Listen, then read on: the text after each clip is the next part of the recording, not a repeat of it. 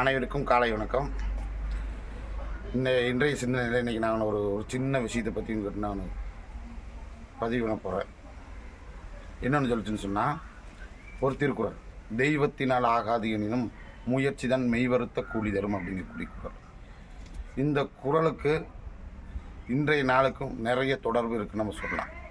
ஏன்னா இந்த குறளுக்கு உரிய மிக முக்கியமாக தனது உழைப்பினால் கடவுளே இவனுக்கு கொடுக்கக்கூடாதுனாலுமே தன்னுடைய முயற்சியினால் இந்த உலகமே கொண்டாடப்படக்கூடிய ஒரு மிக பெரும் ஒரு ஆளுமையாக, ஒரு சமூக போராளியாக, ஒரு விடுதலை வீரராக, தீண்டத்தகாதவர்களுடைய எழுச்சி நாயகனாக பிறந்திருக்கக்கூடிய நமது அம்பேத்கரனுடைய பிறந்தநாளாக்கு இன்று.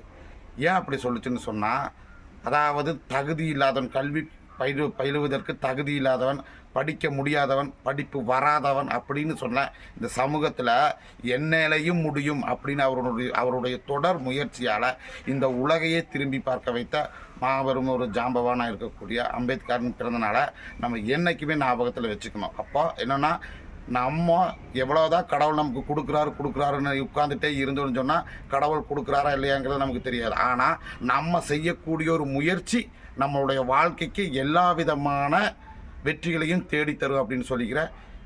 நன்றி, வணக்கம்.